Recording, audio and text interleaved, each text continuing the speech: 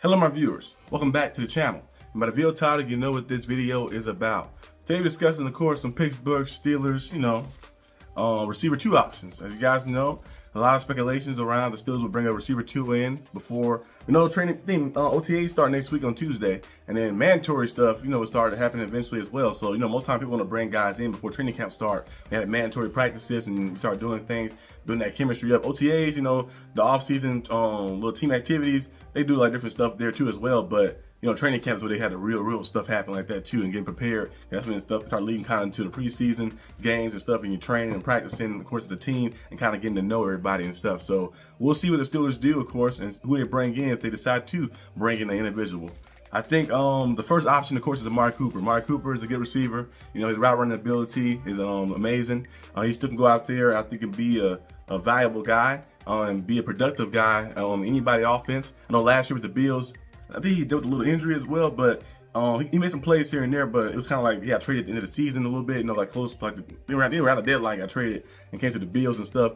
And he was all right in certain spurts of like games and stuff, but it wasn't like the best, of course, impactfully, I think. But I think with a fresh start, being on a team for the whole entire time and learning and getting acclimated, and also not being in the receiver 1 role, being a receiver 2 role, because with the Bills, he kind of was receiver 1. King Coleman, the rookie, was there and stuff like that. So I think he was kind of receiver 1 over there, because I think he had Curtis Samuel as well. So you'd probably like default to be Mark Cooper as the top guy, because he has the history of things, of course, of being a top level guy. I think with the Steelers, DK Metcalf, of course, would be number 1 option, the guy who they paid $31 million a year to. And then you have, of course, Amari Cooper as his number 2 option. Calvin Austin there as well. It takes some pressure off him as well too, especially the Steelers can run that football, but it also take the pressure off a lot of the quarterback, whoever quarterback going to be, whether it's Aaron Rodgers or whether it's Mason Rudolph or whether it's Will Howard, who are the QB going to be. It takes a lot of pressure off him too as well, having not only DK Metcalf, but Amari Cooper and Calvin Austin.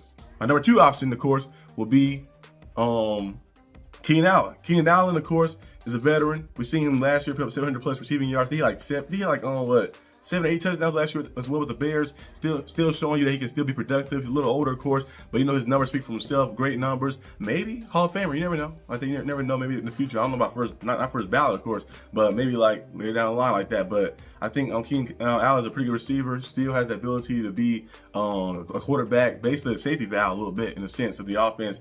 Finding the middle of the field, knowing he's smart, of course, with his route combinations. Veteran presence he have, of course, knowing how to sit in the zone, knowing how to run certain routes as well, and also it'll bring some more maturity, of course, to the receiver room as well. Him maybe helping some other guys that are out in the receiver room. I think he'll definitely be productive, of course, being a bigger role, of course, with the Steelers, but also just being a second option there, taking pressure off him as well to still go out there and be productive even at the later stages of his career. So that wouldn't be bad either to bring Keenan Allen in, of course. We'll see if he goes back to the Bears. I know they said there's some issues that happened or something, but the Steelers can't get Mark Cooper. I think Keenan Allen would be great too. Like either one of those 2 guys would be the top 2 guys you can think of.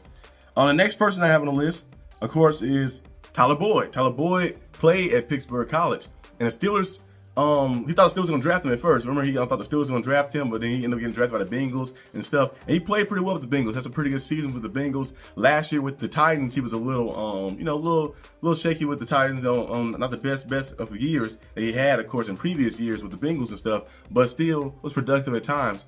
I feel like he kind of fall in that receiver 2, 3 option. It depends, because he's kind of like a guy you bring in. It'd be better depth, of course, for the team, but he could definitely probably sit in that receiver 2 option.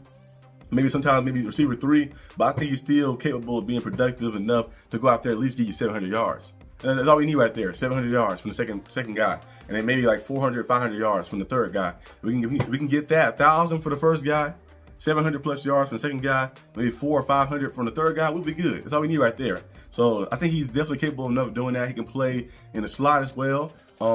Maybe power slot as well too, like that. I know he played physical, but he can definitely play in the slot. He can play on the outside, of course, do things as well. Had a guy who's versatile. It's always good to have a guy who can go in and out like that. Those receivers who are physical. I used to love Steve Smith. Steve Smith Sr. was one of the best ones. So he can play all around like that, and he blocks well too as well. And he just plays so ferocious. So you can put him in that middle and let him go against one of those linebackers or one of those slot corners, and he beat them every time. And on the outside as well, he uses quickness and speed on the Triple Crown winners. So I feel like Tyler Boyd, I'm not saying he's Steve Smith, but he falls in that category of his play style. You watch his play style, he's similar to that. I think he could definitely fit with the Steelers, and it'd be well. It'd be a nice little like pairing, Steelers and Tyler Boyd coming together like that. He finally getting to Pittsburgh.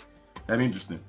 Another person, of course, I have on the list is Gabriel Davis. Gabe Davis, he played for the Bills, had some pretty good season with the Bills. I think he had back-to-back, I think 700 plus receiving yards with the Bills, and also I think he had at least scored 7 touchdowns in each of all his seasons with the Bills as well.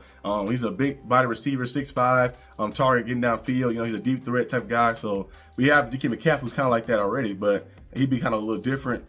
Pushing the ball down the field and stuff, kind of like what Mike Williams was supposed to be for us last year, but we didn't really utilize him in that sense. I think Gabe Davis is a little better, vertically, because he's healthier, of course, and younger as well. He's gonna be a little faster as well too. So that'd be interesting to see. I feel like the fit will. I feel like he'd be good, but I don't know if the fit would be super perfect, because you want to have some versatility in your receiver room. You want to have a guy who can get vertical. You want to have a guy who's a speedster. You want to have a guy who's a route runner, technician. You want to have a mixture of guys. Now you have a guy who can do all of it, like a Justin Jefferson or Tyreek Hill types, or like Amon St. Brown or Terry McLaurin. You have one of those individuals like that who can go out there and do it. Then that's a different story, of course. You can have multiple different people doing that stuff. But if you want some versatility in your receiver room, of course, to be able to do different things to kind of expand your playbook. So I think Gabe Davis would be nice. He kind of fall on that same branch like I mentioned with DK Metcalf, but I think it'll be interesting to bring him in, and I think it'll work probably well too, to that just have more depth there, like in the receiver room.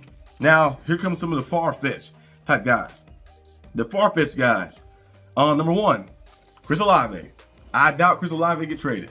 Like I mentioned last time, I made the video on this channel and on Steelers Syndicate channel.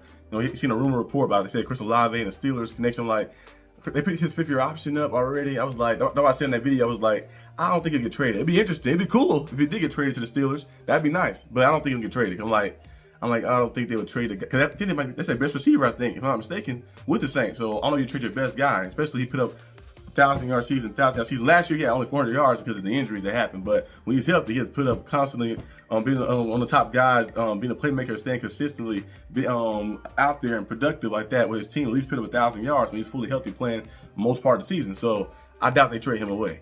And another far-fetched one, of course, is Ayuk. I seen that report too as well. It said the Steelers could revisit Ayuk. Like, nah, we seen that story last year with all the different things that was happening. The Brandon Ayuk coming to the Steelers, the asking price, everything that was going on with that. And I think Brandon Ayuk is a good player, but he went off was Achilles tear or ACL tear? He tore something in his leg. We missed the rest of the season. I remember watching the game. I think he got hit a certain way, a weird way in his leg. He tore something, and he was out for the rest of the season. So he'll be back. And I doubt the 49ers have to pay him this big money and paying Brock Purdy this big money as well. And how Jennings played last year, he did a good job last year playing. When George Kittle put up 1,000 yards, Jennings put up 900 plus yards last year. You bring Ayuk back to that offense, I think it'll be a big time, boost for them with Chris McCaffrey being healthy as well. So I doubt they trade Brandon Ayuk away. So that's another far-fetched one. And then another far-fetched one is Alec Pierce. I've seen that report on that too as well. I doubt the Colts trade him away either. I see people said the Steelers could go out to Alex Pierce. I seen that on the Steelers Depot website that was talking about the Steelers, how they can go out to Alex Pierce and stuff. Be like interesting. Like that's a far-fetched one too, because it's like Alex Pierce, he averaged 22 yards per catch last year, which is the most in the NFL last year. I don't know if it's most ever, but 22 yards per catch is very crazy. 22 yards per catch, that's like top tier. I think last year he had like 800 yards. He only caught 35. I think 37 passes last year, 37 catches with 800 yards. And man, it's just a deep threat. You just throw the ball up to him, you let him run down there 50, 60 yards and just toss it up to him. He make plays. So it'd be great to have him on the team, but I doubt the Colts will trade a guy like that away. They have a nice receiving room over there. They got Pittman, they got Adonai Mitchell, they got Alec Pierce, they got these different guys over there. So I doubt they trade one of their top guys away. So that's another far-fetched one. And the last one is Calvin Austin. What if the Steelers just roll with Calvin Austin? Calvin Austin be receiver 2. He stepped up last year. I was one of his biggest critics.